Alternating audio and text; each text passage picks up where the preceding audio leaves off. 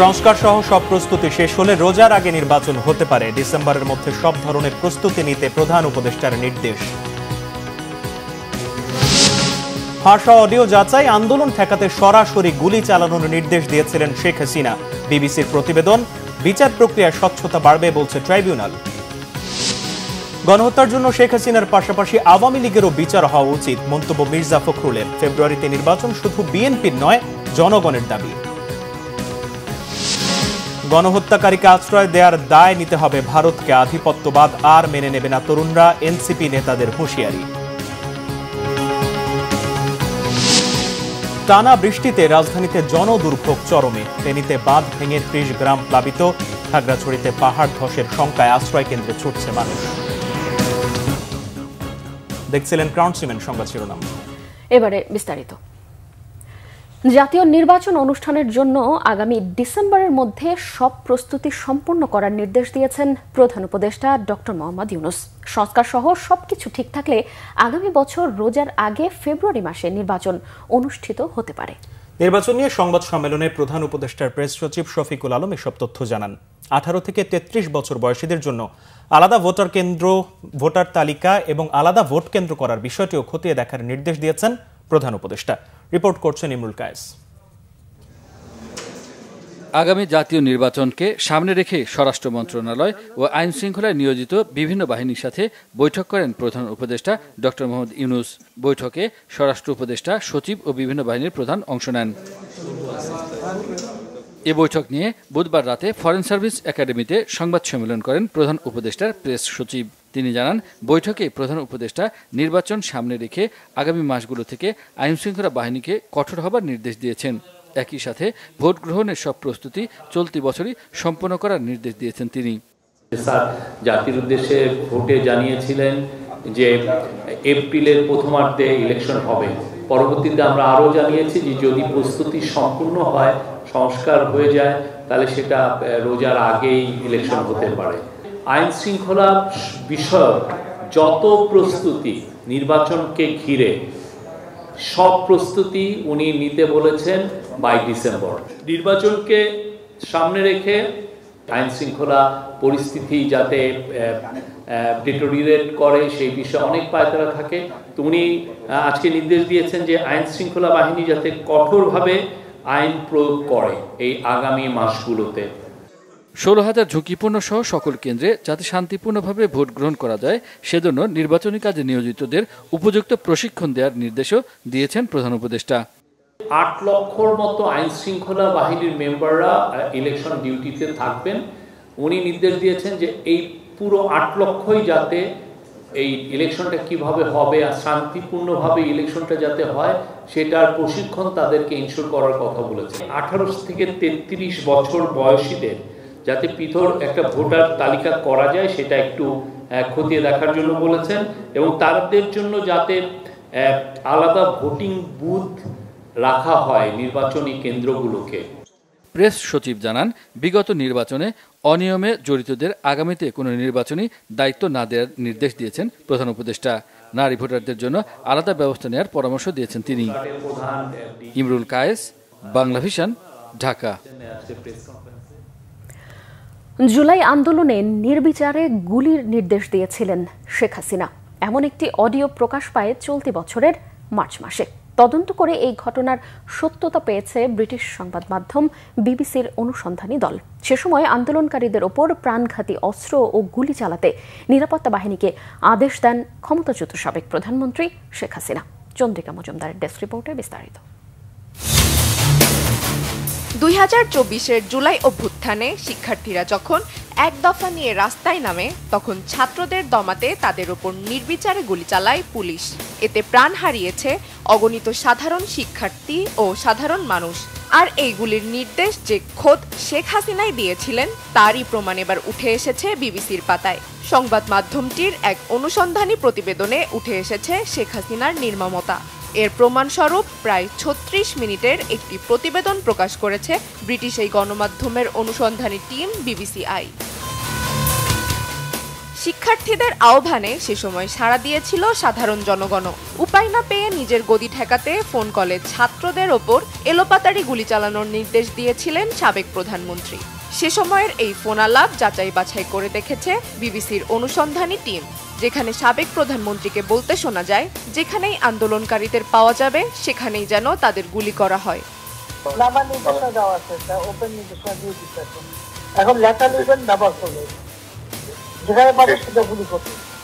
অডিওটি কোনোভাবে বিকৃত করা হয়েছে কিনা বা কেউ এটিকে এআই ব্যবহার করে তৈরি করেছে কিনা এ বিষয়েও খতিয়ে দেখেছে বিবিসি।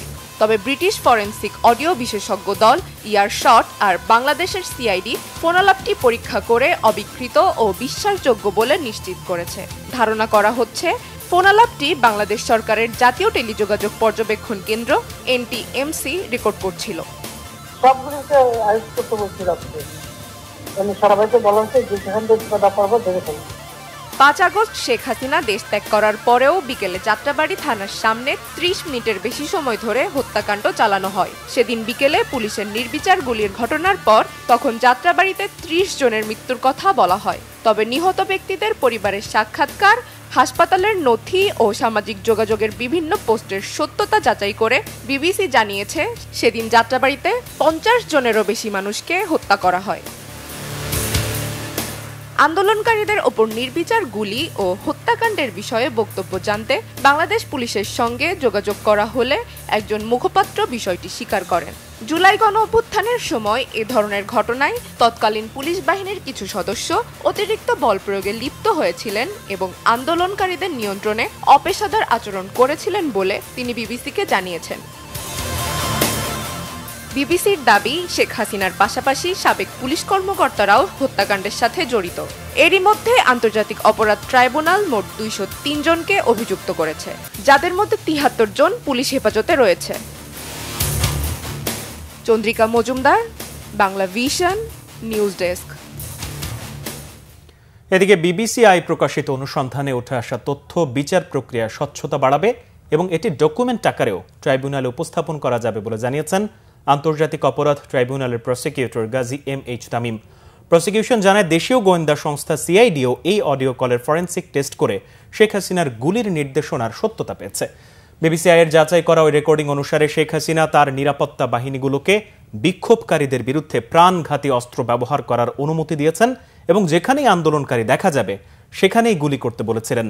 প্রতিবেদন অনুযায়ী 18 জুলাই নিজের সরকারি বাসভবন গণভবন থেকে শেখ হাসিনা ওই ফোনালাপ করেন। বিবিসি ফরেনসিক বিশেষজ্ঞদের দিয়ে এই রেকর্ডিংয়ের সত্যতা যাচাই করেছে। তারা এটিতে এডিট করার বা কোনো রকম পরিবর্তন করার কোনো প্রমাণও পাননি। এদিকে জুলাই আগস্টে গণহত্যার মামলায় শেখ হাসিনার বিরুদ্ধে অভিযোগ গঠন করা হবে কিনা সে বিষয়ে ট্রাইব্যুনালে 10 জুলাই আদেশের দিন ধার্য রয়েছে। বিবিসি, আল জাজিরা সহ ইন্টারন্যাশনাল অনেক মিডিয়া থেকেও আমাদের তদন্ত প্রতিবেদনের সাথে মিল রেখে তারাও বক্তব্য দিয়েছে। আমাদের এই আইনের 19-এর 3 ধারা একটি বিধান আছে, সেটি হলো এই ধরনের আন্তর্জাতিক সংস্থা অথবা যে কোনো এনজিও অথবা সরকারি কোনো সংস্থা থেকে যদি এই ধরনের রিপোর্ট প্রকাশিত হয়, তাহলে ট্রাইব্যুনাল কোনো প্রমাণ ছাড়াই তাদের জুডিশিয়াল নোটিশ এবং কমন নলেজে এই ধরনের ঘটনার কে সাক্ষ্য হিসাবে গ্রহণ করতে পারে। প্রধান উপদেষ্টার প্রেস সচিব শফিকুল আলম বলেছেন, মানবতা বিরোধী অপরাধে বিশ্বাসযোগ্যভাবে অভিযুক্ত একজন ব্যক্তিকে আর রক্ষা করার সুযোগ ভারতের নেই। দেশটিকে বিবেক ও নৈতিক স্বচ্ছতা নিয়ে কাজ করারও আহ্বান জানিয়েছেন তিনি। নিজের ভেরিফাইড ফেসবুক অ্যাকাউন্টে দেয়া এক পোস্টে শফিকুল আলম বলেন, দীর্ঘদিন ধরেই বাংলাদেশ সরকার শেখ হাসিনার প্রত্যাপনের যে আইনগত অনুরোধ জানিয়ে আসছে তা মেনে নিতে ভারত অস্বীকার করেছে। এই অবস্থান আর গ্রহণযোগ্য নয়। আঞ্চলিক বন্ধুত্ব, কৌশলগত হিসেব কিংবা কোনো রাজনৈতিক উত্তরাধিকার কোনো কিছুই বেসামরিক নাগরিকত্বের পরিকল্পিত হত্যার অজুহাত হতে পারে না বলেও মন্তব্য তার। প্রেস সচিব বলেন, বিবিসির মতো একটি বৈশ্বিক প্রতিষ্ঠান বাংলাদেশের সংগঠিত অপরাধ উদ্ঘাটনে তাদের পূর্ণ তদন্ত সক্ষমতা কাজে লাগিয়েছে, তখন বিশ্বকে তা আমলে নিতেই হবে। শফিকুল আলম আরও জানান, বিবিসির ইনভেস্টিগেশন ইউনিট বিবিসিআই এরই মধ্যে সাবেক প্রধানমন্ত্রী শেখ হাসিনার রাষ্ট্রীয় হত্যাকাণ্ডে সরাসরি সম্পৃক্ততার বিষয়টিও নিশ্চিত করেছে। মঙ্গলবার প্রকাশিত অনুসন্ধানে যে অডিও প্রমাণ ও ভিডিও ফুটেজ রয়েছে তা 2024 সালের ছাত্র বিক্ষোভ দমনের অভিযানে শেখ হাসিনার ভূমিকার চূড়ান্ত সত্য প্রকাশ করেছে বলেও মন্তব্য করেন তিনি। বিএনপি মহাসচিব মির্জা ফখরুল ইসলাম আলমগীর বলেছেন, গণহত্যার জন্য দায়ী শেখ হাসিনা, তাই তার বিচারের পাশাপাশি দল হিসেবে আওয়ামী লীগেরও বিচার চেয়েছেন বিএনপি মহাসচিব। তিনি বলেন, ফেব্রুয়ারিতে জাতীয় সংসদের নির্বাচন এখন জনগণের চাওয়া। রিপোর্ট করছেন সিকান্দার রিবান। রাজধানীর একটি হাসপাতালে চিকিৎসাধীন বিএনপি চেয়ারপারসনের উপদেষ্টা কাউন্সিলের সদস্য ও জিয়া পরিষদের চেয়ারম্যান বীর মুক্তিযোদ্ধা ডাক্তার আব্দুল কুদ্দুসকে দেখতে যান বিএনপি মহাসচিব মির্জা ফখরুল ইসলাম আলমগীর। গণহত্যা ও বিচার প্রসঙ্গে সাংবাদিকদের প্রশ্নের জবাব দেন তিনি। দলের প্রধান শেখ হাসিনা তিনি এককভাবে, আমি মনে করি, responsible for the killing of thousands of people এবং যেন টর্চার নিপীড়নের জন্য তিনি দায়ী। সুতরাং তার বিচার ইতিমধ্যে শুরু হয়েছে। আমরা আশাবাদী তার তিনি এবং তার সঙ্গে যারা এই হত্যাকাণ্ডের সঙ্গে, গণহত্যার সঙ্গে এবং এই ফ্যাসিস্ট আক্রমণের সঙ্গে জড়িত তাদের প্রত্যেকেরই বিচার হবে। এবং সেই হিসাবে দল যদি আইনের আওতায় নিয়ে এসে দলও যদি আপনার দেখা যায় যে দলগত হিসাবে, তাহলে অবশ্যই তাদেরও বিচার হওয়া উচিত বলে আমি মনে করি। নির্বাচন ও সংস্কার ইস্যুতেও কথা বলেন বিএনপি মহাসচিব। প্রত্যেকটি রাজনৈতিক দলের দায়িত্ব হচ্ছে যে দেশকে সঠিক ট্র্যাকে ওঠানো এবং যত দ্রুত আপনার সেটা ওঠানো যাবে ততই মঙ্গল। সুতরাং যারা মনে করেন যে নির্বাচন প্রয়োজন নেই, আমার মনে হয় তারা আবার চিন্তা করবেন। নির্বাচন প্রয়োজন জনগণের জন্য। সরকার একটা নির্বাচিত সরকার দরকার, যে নির্বাচিত সরকারের সঙ্গে জনগণের সম্পর্ক থাকবে। সেই কারণেই আমরা বলছি যে সংস্কারগুলো হচ্ছে, সংস্কারে আমরা অংশ নিচ্ছি, প্রত্যেকটি সংস্কারের দাবি আমরাই তুলেছি সবার আগে। সুতরাং সংস্কার এবং নির্বাচন এর মধ্যে কোনো কন্ট্রাডিকশন নেই। পরে ইউনিভার্সাল হাসপাতালে চিকিৎসাধীন সঙ্গীত শিল্পী ফরিদা পারভিনকে দেখতে যান বিএনপি মহাসচিব। সিকান্দার রেমান, বাংলা ভিশন, ঢাকা। জাতীয় নাগরিক পার্টি এনসিপির নেতারা বলেছেন, জুলাই আন্দোলনে সরাসরি গুলি করার নির্দেশ দিয়েছিল ফ্যাসিস্ট শেখ হাসিনা। একজন মানবতা বিরোধী অপরাধী গণহত্যাকারীকে আশ্রয় দেওয়ার দায় ভারতকে নিতে হবে। দুপুরে চুয়াডাঙ্গা শহরে শহীদ হাসান চত্বরে আয়োজিত নবম দিনের জুলাই পদযাত্রার পথসভায় নাহিদ ইসলাম বলেন, জুলাই আন্দোলনে সকল হত্যাকাণ্ডে শেখ হাসিনা ও তার দল আওয়ামী লীগ দায়ী। শেখ হাসিনা 16 বছর ক্ষমতায় ছিল। ভারত সরকারের সমর্থনে বাংলাদেশে গুম খুন চালিয়েছে আওয়ামী লীগ। তিনি আরো বলেন, ভারতীয় আধিপত্যবাদের কারণে বাংলাদেশের স্বাধীনতা সার্বভৌমত্ব বারবার ক্ষুণ্ণ হয়েছে। এদেশের পানির ন্যায্য হিস্সা দেয়া হয়নি। অভিযোগ করেন, বাংলাদেশের সীমান্তবর্তী এলাকায় গত 54 বছর ধরে নিরপরাধ মানুষকে হত্যা করেছে বিএসএফ। তরুণরা এই আধিপত্যবাদ আর মেনে নেবে না। সভায় এনসিপির সদস্য সচিব আক্তার হোসেন বলেছেন, শেখ হাসিনাকে ভারতে মোদী সরকার আশ্রয় দিয়ে রেখেছেন, এর দায় ভারতকে নিতে হবে। এনসিপির উত্তরাঞ্চলের মুখ্য সংগঠক সার্জিস আলমের পরিচালনায় পথসভায় দক্ষিণাঞ্চলের মুখ্য সংগঠক হাসনাত আব্দুল্লাহ সহ অন্যান্য নেতারা উপস্থিত ছিলেন। সকল হত্যাকাণ্ডের জন্য এই খুনি হাসিনা এবং তার দল আওয়ামী লীগ দায়ী।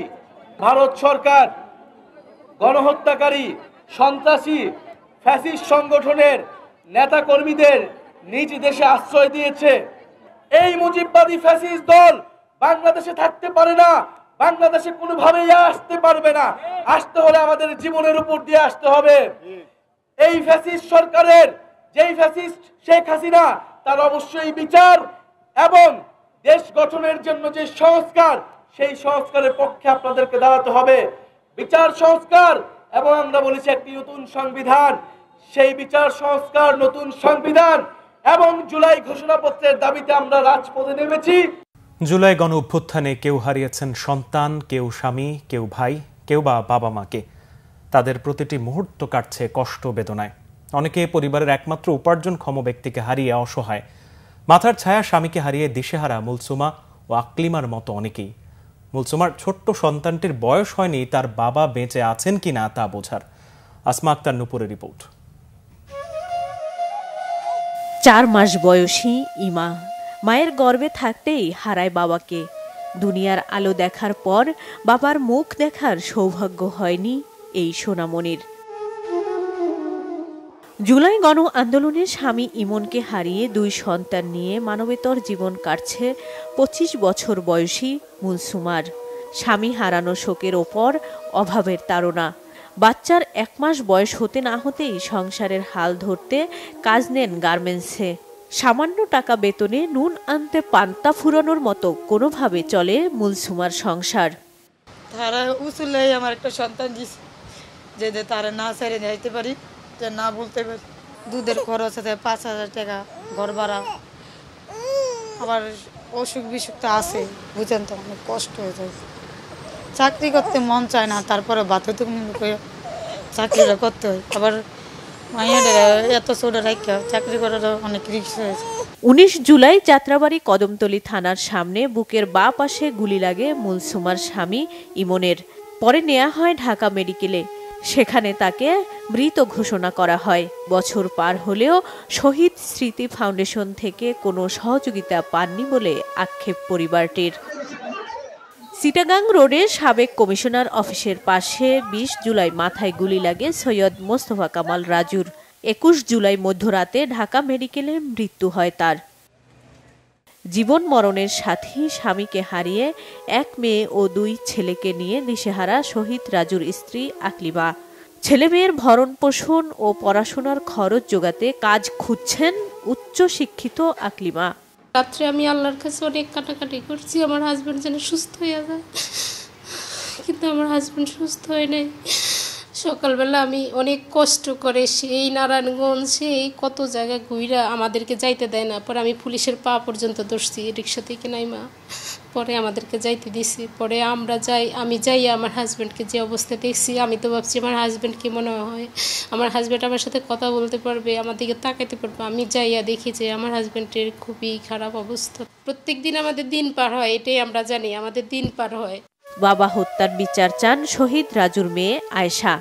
আব্বুর মৃত্যুর বিচার চাই, আর যাতে আমার আম্মু আমাদেরকে, আব্বু নেই তো আম্মুর তো আমাদেরকে চালাইতে হইব, যাতে আম্মু কষ্ট হয় চালাইতে, আম্মু আমাদেরকে চালাইতে পারে, এই জন্য একটা চাকরি চাই সরকারি ভালো। শুধু ইমন আর রাজু নয়, জুলাই আন্দোলনে সাহসী ভূমিকা রেখেছেন আরও নানা শ্রেণী পেশার মানুষ, দিয়েছেন জীবনও। আসমা আক্তার, নূপুর, বাংলা ভিশন, ঢাকা।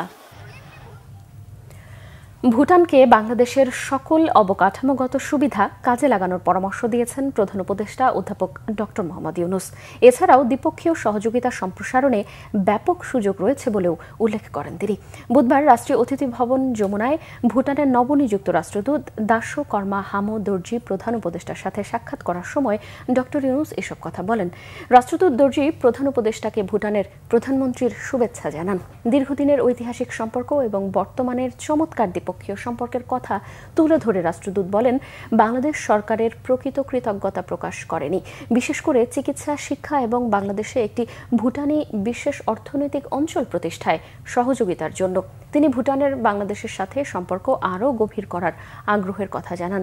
প্রধান উপদেষ্টা বলেন, বাংলাদেশ সার্কের চেতনা ধরে রাখতে এবং এগিয়ে নিতে আগ্রহী। প্রধান উপদেষ্টা রাষ্ট্রদূত দর্জিকে বাংলাদেশের স্বাগত জানান, তাকে পূর্ণ সহযোগিতারও আশ্বাস দেন।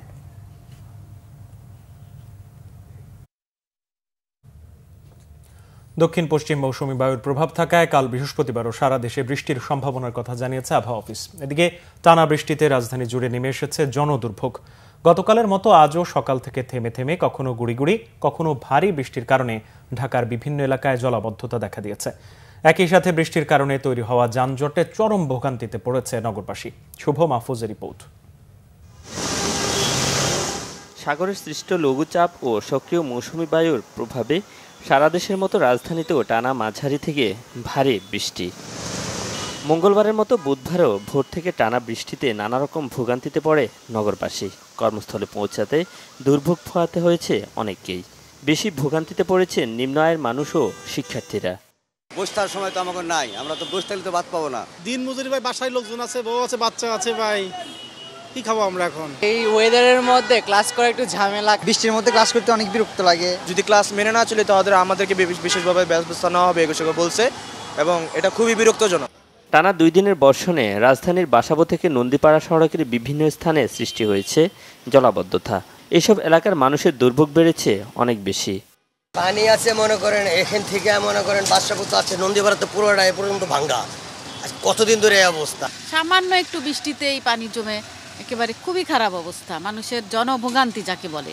আমাদের চলাফেরা করতে অসুবিধা হয়, রিক্সা উল্টে যায় এখানে, মানে অনেক ঘটনা ঘটে আর কি। এখানে যে রাস্তা আরো সামনে গেলে বড় বড় এরকম বড় বড় গর্ত, তারপর ভাঙা অল্প বৃষ্টিতে পানি জমে যায় আর কি। আল্লাহর নীলা খেলা, আল্লাহ বৃষ্টি দিচ্ছে, তাদের জনদুর্ভোগ হচ্ছে কিছু, তা আমাদের চলাচল করতে হয়, প্রয়োজন হলে বেরোতে হয়। আবহাওয়া অফিস বলছে, ভারতের পশ্চিমবঙ্গ ও বাংলাদেশের খুলনা এলাকায় একটি লঘুচাপ অবস্থান করায় মৌসুমী বায়ু বাংলাদেশের উপর সক্রিয়। এর ফলে ঢাকা, চট্টগ্রাম, বরিশাল ও খুলনা বিভাগে ভারী থেকে অতি ভারী বৃষ্টিপাতের সম্ভাবনা রয়েছে। একটা লঘুচাপ রয়েছে, এটা হলো পশ্চিমবঙ্গ এবং তার সংলগ্ন খুলনা বিভাগের অঞ্চলে, এবং এই লঘুচাপের প্রভাবে অনেক জায়গায় ভারী বর্ষণ হচ্ছে, বিশেষ করে খুলনা, বরিশাল, চট্টগ্রাম এবং ঢাকার কিছু অংশ ভারী বর্ষণ হচ্ছে। এই বৃষ্টিপাত হয়তো আগামীকাল পর্যন্ত এটা কন্টিনিউ করবে, তারপর থেকে অনেকটাই কমে যাবে। অতি ভারী বর্ষণের কারণে চট্টগ্রাম বিভাগের পাহাড়ি এলাকার কোথাও কোথাও ভূমিধসের আশঙ্কার কথাও জানা আবহাওয়া অফিস। শুভ মাহফুজ, বাংলা ভিশন, ঢাকা। এদিকে টানা বৃষ্টিতে জলাবদ্ধতা সৃষ্টি হয়েছে দেশের বিভিন্ন জেলায়। নিম্নাঞ্চল প্লাবিত হয়ে পানিবন্দী হাজারো মানুষ। ফেনীতে ভারী বর্ষণ এবং ভারতের উজানের ঢলে মুহুরী, কহুয়া ও সিলোনিয়া নদীর বাঁধে অন্তত 14টি স্থানে ভাঙন দেখা দিয়েছে। ফুলগাজী ও পরশুরাম উপজেলায় অন্তত 30টিরও বেশি গ্রাম পানিতে প্লাবিত হয়েছে। এদিকে খাগড়াছড়িতে পাহাড় ধসের শঙ্কায় সহস্রাধিক মানুষ আশ্রয়কেন্দ্রে গেছেন। বৃষ্টি অব্যাহত থাকলে পরিস্থিতি আরও ভয়াবহ হওয়ার শঙ্কা প্রকাশ করেছেন স্থানীয়রা। বিস্তারিত ডেস্ক রিপোর্টে। মঙ্গলবার বিকাল থেকে ভারী বৃষ্টি শুরু হয় ফেনীতে। উজানের পাহাড়ি ঢলে মুহুরী, কহুয়া ও সিলোনিয়া নদীর পানি হু হু করে বাড়তে থাকে। মাত্র 15 ঘন্টায় মুহুরী নদীর পানি বেড়ে গেছে প্রায় 23 ফুট। 24 ঘন্টায় 441 মিলিমিটার বৃষ্টি রেকর্ড করা হয়, যা এই বছরের বর্ষা মৌসুমের সর্বোচ্চ বৃষ্টিপাত। ফুলগাজী ও পরশুরামের অন্তত 14টি স্থানে বাঁধ ভেঙে গিয়ে 30টির বেশি গ্রাম প্লাবিত হয়েছে। হাজার হাজার পরিবার পানিবন্দী। 2 উপজেলায় 131টি শিক্ষা প্রতিষ্ঠানকে আশ্রয় কেন্দ্র হিসেবে প্রস্তুত করা হয়েছে। যে গ্রামগুলো আছে সবগুলো প্লাবিত হয়ে গেছে, আর অনেক ফ্যামিলি এখন মনে করেন যে বিভিন্ন উঁচু স্থানে আশ্রয় নিছে। আর বাড়িতে যাবার মতো না, আমরা আজকে 2 দিন আমরা আখানা ছাড়া আমরা পড়ে রয়েছি। আমাদের কোনো টানের প্রয়োজন নাই, আমরা শুধু আমাদের এই বাঁধের সংস্করণটা চাই। পরিস্থিতির অবনতিতে ফুলগাজী ও পরশুরামের উচ্চ মাধ্যমিক পর্যায়ের অর্ধবার্ষিক পরীক্ষা স্থগিত করেছে উপজেলা প্রশাসন। 99টি আশ্রয়কেন্দ্র খোলা আছে, ওখানে আমরা খাবার, পর্যাপ্ত শুকনো খাবার কালকে দিয়েছি। আজকেও রান্না করে খাবার দেওয়ার জন্য তাদের পর্যাপ্ত ব্যবস্থা করা হচ্ছে। আর যারা দূরবর্তী স্থানে আছেন, আমাদের ফায়ার সার্ভিস আছে, তারা ওদেরকে উদ্ধার করার জন্য মাঠে নেমে আছে। এদিকে টানা বৃষ্টিতে খাগড়াছড়ির নদ নদীর পানি বাড়ছে পাহাড় ধসের শঙ্কা। পাহাড়ের পাদদেশে বসবাসকারীদের নিরাপদ আশ্রয়ে যেতে মাইকিং চলছে। এরই মধ্যে সহস্রাধিক মানুষকে আশ্রয় কেন্দ্রে সরিয়ে নেওয়া হয়েছে। রাঙ্গামাটিতেও দেখা দিয়েছে পাহাড় ধসের আশঙ্কা। ক্ষয়ক্ষতি এড়াতে পাহাড়ের ঢালে ঝুঁকিপূর্ণভাবে বসবাসরতদের নিরাপদে সরে যেতে মাইকিং চলছে। টানা বৃষ্টিতে নোয়াখালীতে শহর ও গ্রামে জলাবদ্ধতার সৃষ্টি হয়েছে। জেলা শহরের বেশিরভাগ রাস্তাঘাট, বাসাবাড়ি, দোকানপাট ও শিক্ষা প্রতিষ্ঠানের মাঠ, হোস্টেল পানির নিচে। গ্রামীণ সড়ক ও বাড়িঘরেও পানি। বৃষ্টিপাত আগামী 5 দিন অব্যাহত থাকবে বলেও জানিয়েছে আবহাওয়া অফিস। গত 2 দিনের টানা বৃষ্টিতে বরিশাল সহ পুরো দক্ষিণাঞ্চলের মানুষের জীবনযাত্রায় অনেক প্রভাব ফেলেছে। বরিশাল নগরী সহ আশপাশ এলাকার নিচু অঞ্চল তলিয়ে গেছে। কোনো কোনো এলাকায় সড়কে পানি জমে জলাবদ্ধতায় চরম ভোগান্তি আর দুর্ভোগের মুখে বাসিন্দারা। অবিরাম বৃষ্টিতে চট্টগ্রাম মহানগরীর বাকুলিয়া, রাহাত্তারপুল, পাঁচলাইশ, বহদ্দারহাট, ওয়াসা মোড়, কাপাসগোলা সহ নিচু এলাকায় পানি জমে তৈরি হয় জলাবদ্ধতা। তবে দুপুরে বৃষ্টিপাত কমে যাওয়ায় নেমে যায় পানি। এদিকে আবহাওয়া অফিস পাহাড় ধসের সতর্ক বার্তা দেওয়ার পাশাপাশি সমুদ্র বন্দরগুলোকে 3 নম্বর সতর্কতা সংকেত দেখাতে বলা হয়েছে। Bangla vision news desk. বিএনপির সিনিয়র যুগ্ম মহাসচিব রুহুল কবির রিজভী বলেছেন, বিগত 17 বছরে দেশে উন্নয়নের যে ফিরিস্তি শেখ হাসিনা সরকার দিয়েছিল তা পাহাড়ে না গেলে বোঝা যাবে না। বৈরী আবহাওয়া ও তুমুল বৃষ্টি মাথায় নিয়ে দুপুরে পাহাড়ের গোল্ডেন গার্ল ফুটবলার ঋতুপর্ণা চাকমার ক্যান্সার আক্রান্ত অসুস্থ মাকে দেখতে গিয়ে তিনি কথা বলেন। এ সময় তিনি ঋতুপর্ণার মা ভুজিপতি চাকমার সাথে কথা বলেন। রিজভী বলেন, বিএনপি সবসময় ঋতুপর্ণার মায়ের পাশে থাকবে। বিএনপির ভারপ্রাপ্ত চেয়ারম্যান তারেক রহমান বিভিন্ন মিডিয়ার মাধ্যমে খবর পেয়ে ঋতুপর্ণার মায়ের পাশে দাঁড়ানোর নির্দেশ দিয়েছেন বলে জানান তিনি। তাই প্রবল বৃষ্টি মাথায় নিয়ে দুর্গম পথ পাড়ি দিয়ে ঋতুপর্ণার বাড়িতে যান বলে জানান রিজভী। ঋতুপর্ণার মায়ের চিকিৎসার সব খরচ বিএনপি বহন করবে বলেও জানান রুহুল কবির রিজভী। বিএনপি পরিবার ও রাঙ্গামাটি জেলা বিএনপির পক্ষ থেকে দেয়া 2 লাখ টাকা ঋতুপর্ণার মায়ের হাতে তুলে দেন।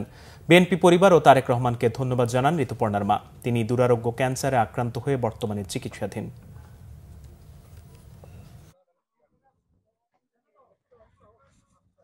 সরকারের তথাকথিত উন্নয়নের যে কথা বলা হয়েছে, এটা যে সম্পূর্ণ ভাউতাবাদী ছিল, এটা যে সম্পূর্ণ মানুষকে প্রতারণা ছিল, তারা প্রমাণ যে আজকে এই যে এলাকা, এই এলাকায় উন্নয়নের কোনো ছোঁয়া লাগেনি, না আছে কোনো রাস্তাঘাট, না আছে কোনো যোগাযোগ ব্যবস্থা। ঋতুপর্ণা চাকমা সে শুধু পরিবারের নয়, গোটা জাতির মুখকে আলোকিত করেছে, গোটা দেশকে আলোকিত করেছে। আজকে তার মা দুরারোগ্য ক্যান্সার ব্যাধিতে এখানে ঢুকছেন। বৃহত্তর রাজনৈতিক সংগঠন বিএনপি আপনাদের পাশে আছে এবং তার নেতা তারেক রহমান সাহেব আপনাদের পাশে আছে।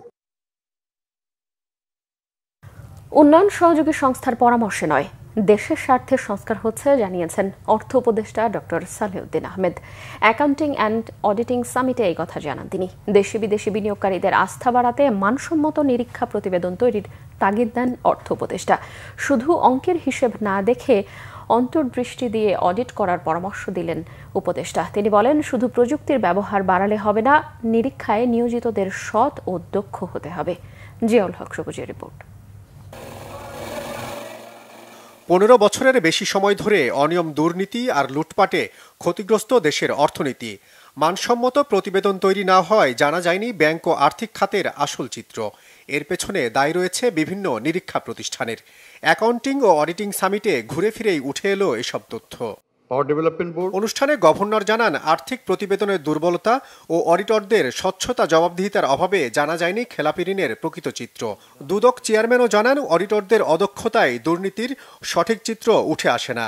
We know the limits of Financial Reporting Council, but it is also within our knowledge that this organization did not put effort to get correct financial reports and audit reports in the past. Without improvement in the quality of that reporting, audits and accounting and so on, we will never be able to attract the confidence of our investors. The state of the stock market is a reflection of that. এ সময় অর্থ উপদেষ্টা জানান, দেশে 18 lakh করদাতা return দিলেও 70% কোনো কর দেননি। এসব বিষয়ে সঠিক তথ্য তুলে আনতে পারে নিরীক্ষকরা, কিন্তু তারা দক্ষ হলেও অন্যের প্রেসক্রিপশন অনুযায়ী কাজ করেন এমন অভিযোগ তার। আপনারা যারা মেইনলি যারা চার্টার্ড অ্যাকাউন্টেন্টস বা অডিটার্স আছেন, আমার অনুরোধ, আপনারা একটু চোখ কান খোলা রেখে খালি অঙ্ক 2 2 4 দেখে ফেলাম স্যাটিসফাইড। আর রিস্ক বেজ অডিটিংয়ে তো বোধহয় আরও একটু দেখতে, খালি ভাউচার বা যোগ বিয়োগ দেখলে হয় না, তাই না? আরও কোন কোন জায়গায় রিস্ক আছে, কোন কোন হিসেবে, সেগুলো দেখতে হলে আমার অন্তর্দৃষ্টি লাগে। অনুষ্ঠানে মূল প্রবন্ধে FRC chairman doctor Sajjad Hossain Bhuiyan আর্থিক প্রতিবেদন তৈরির ক্ষেত্রে উন্নত দেশের উদাহরণ তুলে ধরেন। জানান, আন্তর্জাতিক মানদণ্ড অনুযায়ী নিরীক্ষা হলে আয়কর ও ভ্যাট সহ সার্বিক রাজস্ব আয় বাড়বে। We are very open to collaborate. Ziaul হক সবুজ, বাংলা ভিশন, ঢাকা। নির্বাচন বিলম্বিত হলে আইন শৃঙ্খলা পরিস্থিতির আরও অবনতি হওয়ার আশঙ্কা করেছেন বাংলাদেশের বিপ্লবী ওয়ার্কার্স পার্টির সাধারণ সম্পাদক সাইফুল হক। বুধবার রাজধানীর তোপখানা রোডে অবস্থিত কেন্দ্রীয় কার্যালয়ে আয়োজিত সংবাদ সম্মেলনে এই কথা বলেন তিনি। বলেন, ত্রয়োদশ জাতীয় সংসদ নির্বাচন নিয়ে প্রধান নির্বাচন কমিশনারের পক্ষ থেকে সুনির্দিষ্টভাবে বক্তব্য না আসা অনাকাঙ্ক্ষিত।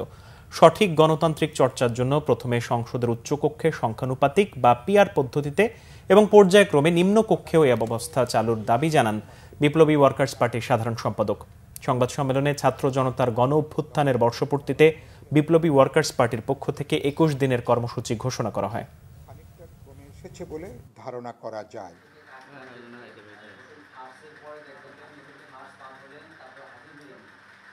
সরকারের মধ্যে হয়তো অনেকগুলো সরকার কাজ করছে, যারা হয়তো দেশটাকে আরও একটা নৈরাজ্যের দিকে নিয়ে যেতে চান কিনা এটা দেখা দরকার। সরকার ঐক্যবদ্ধভাবে যদি সিদ্ধান্ত নেয়, আমি মনে করি 7 দিনের মধ্যে আইনশৃঙ্খলা পরিস্থিতির গুণগত উত্তরণ তার উন্নয়ন করা সম্ভব। কিন্তু নির্বাচন যদি অনিশ্চিত হয়ে যায়, আমরা মনে করি এই নৈরাজ্যিক পরিস্থিতিটা আরও নতুন মাত্রা নেবে, এটা আরও ছড়িয়ে পড়বে। যদি নিচেরটাকে জাতীয় সংসদ বলি, উপরে যদি জাতীয় পরিষদ বলে আখ্যায়িত করি, জাতীয় পরিষদ আমরা মনে করি ভোটের সংখ্যানুপাতিক হারে সেখানে 100 যে প্রতিনিধি ওটা নির্বাচন করা যেতে পারে। তাহলে তার একটা চর্চাটা হলো, আমরা তার ভালো মন্দটাও বুঝতে পারি। আগামী নির্বাচনে ইসলামপন্থীরা এক বাক্সে আসবে বলে আশা প্রকাশ করেছেন জামায়াতের ইসলামের নায়েবে আমিন ডক্টর সৈয়দ আব্দুল্লাহ মোহাম্মদ তাহের। বাংলাদেশপন্থী জাতীয়তাবাদের একটি অংশ আগামী নির্বাচনে জামাতের সঙ্গী হবে বলেও আশা তার। বুধবার রাজধানীর ডিপ্লোমা ইঞ্জিনিয়ার্স মিলনায়তনে এক অনুষ্ঠানে যোগ দিয়ে তিনি এসব কথা বলেন। আগামী নির্বাচন বাংলাদেশের অস্তিত্ব রক্ষার অ্যাসিড টেস্ট উল্লেখ করে জামাতের নায়েবে আমির বলেন, সুষ্ঠু, নিরপেক্ষ ও উৎসবমুখর ভোট হলেই জামাতের পক্ষে নির্বাচনে যাওয়া সম্ভব। তিনি আরও বলেন, কেউ কেউ ভাবছেন শেখ হাসিনার স্টাইলে কেন্দ্র দখল করে জয়লাভ করবেন, কিন্তু সামনে আর কেউ দিনের ভোট রাতে করার সাহস পাবে না। এদিকে জুলাই অভ্যুত্থানে অংশ নেয়া খেটে খাওয়া মানুষের অবদান নিয়ে কেউ কথা বলছে না বলেও অভিযোগ করেন জামাতের নায়েবে আমির। চীনের রাষ্ট্রদূত ইয়াও ওয়েন বলেছেন, যুক্তরাষ্ট্রের আরোপ করা অতিরিক্ত শুল্কের প্রভাব মোকাবিলায় বাংলাদেশকে সহযোগিতা করবে চীন। রাজধানীর একটি হোটেলের সেমিনার শেষে কথা বলেন তিনি। বলেন, এই সমস্যা মোকাবেলার সামর্থ্য বাংলাদেশের রয়েছে। সুরক্ষার জন্য বাংলাদেশ, চীন ও পাকিস্তানকে নিয়ে একটি ফোরাম গঠনের আলোচনা চলছে বলে জানান রাষ্ট্রদূত। তিনি বলেন, বাংলাদেশে বিনিয়োগে অনেক চ্যালেঞ্জ রয়েছে। এসব চ্যালেঞ্জ বিবেচনা নিয়েই চীনের কোম্পানিগুলো বাংলাদেশে আরও বিনিয়োগে আগ্রহী বলেও জানান তিনি।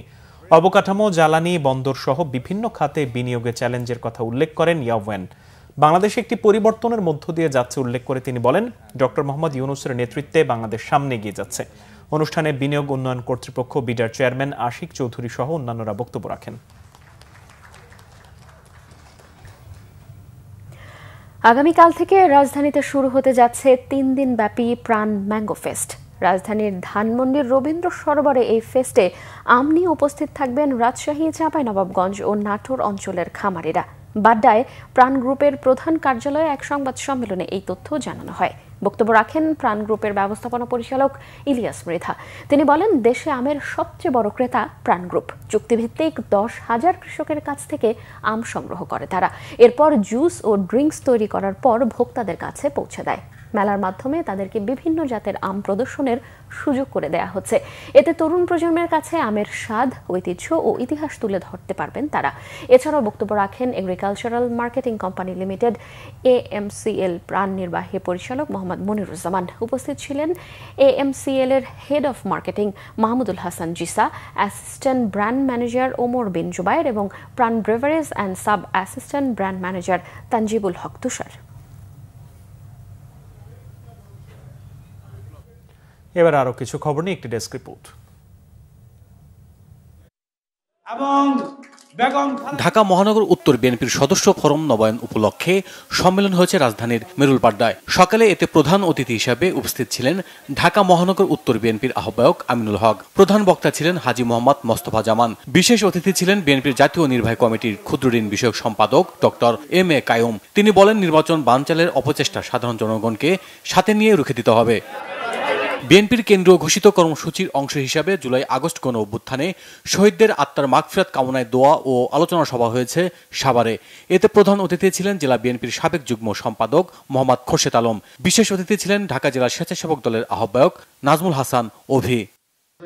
৬৬তম আন্তর্জাতিক গণিত অলিম্পিয়াডে অংশ নিতে অস্ট্রেলিয়ায় যাচ্ছেন বাংলাদেশের ৬ ক্ষুদে গণিতবিদ। বিকেলে রাজধানীর একটি হোটেলে এক সংবাদ সম্মেলনে এই তথ্য জানায় বাংলাদেশ গণিত অলিম্পিয়াড কমিটি। এ সময় গণিত দলের ৬ সদস্যের সাথে পরিচয় করিয়ে দেন কমিটির সভাপতি অধ্যাপক ডক্টর মোহাম্মদ কায়কোবাদ। এতে লিখিত বক্তব্য রাখেন ডাচ বাংলা ব্যাংক লিমিটেডের উপব্যবস্থাপনা পরিচালক এহেতে শামুল হক খান, প্রথম আলোর ব্যবস্থাপনা সম্পাদক আনিসুল হক ও বাংলাদেশ গণিত অলিম্পিয়াড কমিটির সাধারণ সম্পাদক মুনির হাসান। ১৯৮৩ সালে সরকারের জারি করা অধ্যাদেশ অনুযায়ী বাংলাদেশ ইউনানি ও আয়ুর্বেদিক চিকিৎসকদের কার্যক্রম পরিচালনা সহ ৬ দফা দাবি জানিয়েছে Bangladesh board of Unani and Ayurvedic systems of medicine. বিকেলে রাজধানীর ইন্দিরা রোডে আয়ুর্বেদিক বোর্ডের সামনে মানববন্ধনে দাবি জানান হামদর্দ বিশ্ববিদ্যালয়ের শিক্ষার্থীরা। এ সময় বাংলাদেশ ইউনানি ও আয়ুর্বেদিক শাস্ত্রের চিকিৎসকদের বিদ্যমান সমস্যা সমাধানের জন্য হামদর্দ বিশ্ববিদ্যালয় বাংলাদেশের শিক্ষার্থীদের পক্ষ থেকে দাবিগুলো তুলে ধরা হয়। Bangla vision news desk. সংবাদ শেষ করব। ক্রাউন 7 শিরোনামগুলো আরও একবার জানিয়ে সংস্কার সহ সব প্রস্তুতি শেষ হলে রোজার আগে নির্বাচন হতে পারে, ডিসেম্বরের মধ্যে সব ধরনের প্রস্তুতি নিতে প্রধান উপদেষ্টার নির্দেশ। ফাঁস হওয়া অডিও যাচাই, আন্দোলন ঠেকাতে সরাসরি গুলি চালানোর নির্দেশ দিয়েছিলেন শেখ হাসিনা, বিবিসির প্রতিবেদন। বিচার প্রক্রিয়ায় স্বচ্ছতা বাড়বে বলছে ট্রাইব্যুনাল। গণহত্যার জন্য শেখ হাসিনার পাশাপাশি আওয়ামী লীগেরও বিচার হওয়া উচিত, মন্তব্য মির্জা ফখরুলের। ফেব্রুয়ারিতে নির্বাচন শুধু বিএনপির নয়, জনগণের দাবি। গণহত্যাকারীকে আশ্রয় দেওয়ার দায় নিতে হবে ভারতকে, আধিপত্যবাদ আর মেনে নেবে না তরুণরা, এনসিপি নেতাদের হুঁশিয়ারি। টানা বৃষ্টিতে রাজধানীতে জনদুর্ভোগ চরমে, ফেনীতে বাঁধ ভেঙে 30 গ্রাম প্লাবিত, খাগড়াছড়িতে পাহাড় ধসের শঙ্কায় আশ্রয় কেন্দ্রে ছুটছে মানুষ। দর্শক, এই ছিল এখনকার মতো। পরের সংবাদ রাত 1টায় দেখার আমন্ত্রণ রইল। এছাড়া বাংলাদেশের সংবাদ ও সংবাদ সংশ্লিষ্ট অনুষ্ঠান দেখতে ভিজিট করুন www.bbnews24.com ও facebook.com/banglavisionnews এবং সাবস্ক্রাইব করুন youtube.com/banglavisionnews। ধন্যবাদ। শুভরাত্রি।